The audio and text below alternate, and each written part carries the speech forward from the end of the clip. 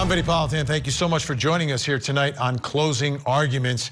And we're going to begin this hour with the story of a 57-year-old woman who went missing. She was found after some great work by investigators, but unfortunately she was dead. She was recovered in her own septic tank. The question tonight is, Cynthia Cole, was she alive? Was she alive when she was placed inside that septic tank? We're going to have some guests coming up in just a moment. We've got the sheriff from Martin County joining us. But first, for those of you not familiar with the story, here's John Shainman from WPTV, our great affiliate down in West Palm Beach. Lisa Steiger places a bouquet in front of a sign she left by her neighbor's garage off Skyline Drive in Jensen Beach. Because I wanted to show my presence of, how much she meant to us in the neighborhood. The body of that neighbor, 57-year-old Cynthia Cole, was found by investigators in her septic tank Saturday. She'd been missing since February 24th. She would have loved the flowers and the butterflies. That's how she was. She was just very earthly, down to earth. A handyman who did yard work for Cole, 34-year-old Keoki Demich, was arrested and charged with her murder. By his own admission and by witness testimony and other information we have, he was at the house. And based on cumulative evidence, it does appear that she was probably killed soon after getting home. The sheriff says although Demich was listed as a sex offender in Washington state from an arrest as a teen, he didn't have that designation in Florida because of a change in the law and had been friendly with the victim for years. He was not on our radar. An autopsy is yet to be completed, but Cole suffered a number of trauma injuries. They had a monster machine digging that hole. Detectives who had stopped by the home last Friday noticed a sewer pipe in the backyard that had a number of screws loose from the cover. An initial check spotted the body, and that led to the weekend excavation. It just breaks my heart what happened to her. And it's just disrespectful, and I can't believe that somebody would harm her in the way that they did. We've got some updates tonight regarding the autopsy results. The cause of death has been determined to be homicide, but there are a lot more questions that need to be answered. Let's bring in our guest joining us tonight. In Jacksonville, Alabama, professor of forensics at Jacksonville State University, forensic media analyst, and former senior investigator for the Fulton County Medical Examiner's Office, Joseph Scott Morgan is with us. In San Diego, California, retired director of the San Diego Police Department Crime Lab, Jennifer Shen. And joining us tonight by phone in Martin County, Florida, is Sheriff William Snyder from the Martin County's Sheriff's Office. Sheriff, thanks so much for joining us. Great to have you with us tonight. What can you tell us? What's the latest information that we're getting from the medical examiner? Well, thank you again for having me on your program. Since we spoke earlier this week, the autopsy was completed. Now, there are some results that are still not back, but the medical examiner is ruling unequivocally that Cynthia had sustained numerous blunt trauma injuries. So those would have consisted of blunt trauma to her face and head, her abdomen, and she also showed signs of asphyxiation and strangulation. And I know the question that's has been posed, I think, by you as the show opened, and I'm getting the same questions here. Was she alive when she was placed in that septic tank? The medical examiner is cautioning that she can't be absolutely certain, but she cannot rule it out. There does seem to be at least some evidence that she may have still been breathing when she was in the placed in that septic tank. That is horrific, absolutely horrific. Joseph Scott Morgan, let me ask you about that. What are some of the ways to make that determination if Cynthia Cole was still alive when her killer placed her in that septic tank?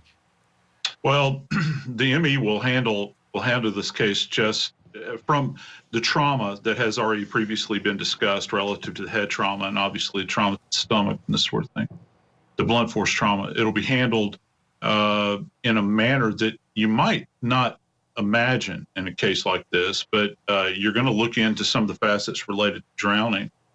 And what we look for is in the airway, is there any evidence of any of the debris that might be associated with this septic tank environment that she had inhalated. If it's in her airway, then it possibly extends into the lungs as well. And since there will be solid waste product in that septic tank, as the lungs are carefully examined, not just in a gross manner, which means overall without the assistance of microscopy, you can see debris in the lungs there. But when they go down to a microscopic level, they'll be able to see little focal areas of deposits in her lung, and that would give you an indication that she had probably at least inhalated some of these substances in this environment. It's not beyond the pale to have somebody that is, say, rendered unconscious. They still have agonal respirations and this sort of thing, mouths open. They're in this environment. They can't do for themselves, struggling, and they're still attempting to breathe. So it's by virtue of that you inhalate what's in the environment around you. Sheriff, how long do you believe she was in that septic tank before you and the rest of the investigators were able to find her? Well, we know exactly. It was right at 6 days. We know what day she was out with her friends, came home, and by a mountain of evidence now, we've determined that the suspect was there waiting for her, and we know the exact moment we opened the lid and discovered her body. So, yeah, 6 days. 6 days in a septic tank. Jennifer Shen, you know, you're always looking for pieces of evidence in a death investigation, anything to link the victim to the killer. Your thoughts about this type of crime scene? Have you ever dealt with something quite like this, Jen? No, thankfully I haven't. And kudos to the investigators for finding her. I mean, that's just a product of really careful examination of the crime scene to find clues like that. So what we're always looking for in this kind of scene, like a sort of a body dump scene where her body was dumped into the septic tank, was there anything that was dumped with her that can be connected back to the person that put her there? So did he throw down anything that was his or anything that he had touched or handled? Sometimes it's tools, sometimes it's weapons, sometimes it's a blanket or something that you could analyze forensically and then connect back to the perpetrator. So that is a really important thing in this type of scene, and I'm sure that's what they're doing. Sheriff, you indicated that you know a lot about this case. Investigators have really put all the pieces together here. You mentioned that you believe he was waiting for Cynthia when she was returning. I think she was in town that night. Do you know exactly where this attack took place? We're still waiting on some analysis of what we think is blood from the house. We use alternate light sourcing and luminol, which is a way to spray a substance in a dark room, and it'll fluoresce if it hits organic material. We think we have drag marks in there. There was no obvious sign of struggle inside the house. So oftentimes, and your guests have all seen it, when you have a large male, he was 6'2", a strapping young man. She was a diminutive woman at best, a small, thin woman in good shape. Wouldn't have taken much to render her unconscious. And there didn't necessarily have to be a lot of blood in that house. There was evidence that he had worked to clean up something, but 6 days time was not our friend in this case. There was concentrated cleaning fluids that we used to clean up the floor. We still found evidence. We're waiting. We're pretty sure it's going to be blood. So the answer is it probably happened in the house. It probably was an ambush attack. She did not see what was coming, and she would not have had a chance in that fight. Jen Shen, I want to go back to you. What would you be looking for inside that home?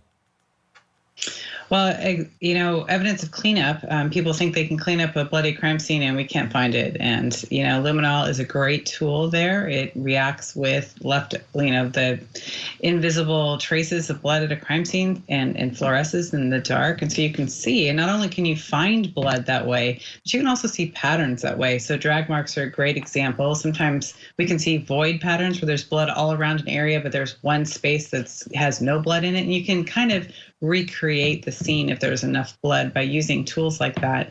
So we're going to be looking for any sign of him in the house as well. I mean, if he's not a person that's supposed to be in our house, it's a pretty violent act, it sounds like, for him not to have left any clues of any kind. And sometimes amongst all the blood that's at a scene, there'll be 1 or 2 drops that belong to the perpetrator. And that always is, that's always very, very important evidence. So you're looking for what happened to her with this, and you're also looking for evidence of him in the scene, whatever that might be. Joseph Scott Morgan, how would you approach the issue of trying to figure out the source of the blunt force trauma? What was she struck with, and perhaps the strangulation that may have taken place as well? How do you figure all that out? Well, I can tell you, at least to a marginal degree, there's going to be some compromise of the tissue, because septic tank is an aerobic environment, which means that to a certain degree, the process of decomposition will be sped up a bit in this environment, because let's face it, that's kind of the purpose of a septic tank. And so in that, the pathologist will be kind of at a disadvantage, but not too terribly. If there's a head strike, say for instance, and you've got an underlying skull fracture, you can still pick up on patterns. Maybe perhaps if it was a depressed skull fracture, maybe there's a pattern relative to that. And still to a certain degree, you can pick up on patterns on the skin, but you have to be very, very careful in these kinds of circumstances because the body becomes progressively more fragile as you go down this time range that the sheriff has mentioned. We're talking 6 days down range in an aerobic environment where she's already got possibly open injuries already, which is going to promote decomposition to a great degree around those focal areas of insult.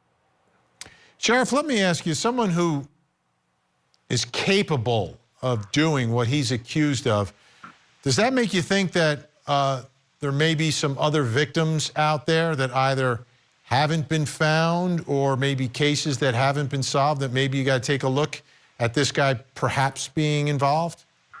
Oh, absolutely.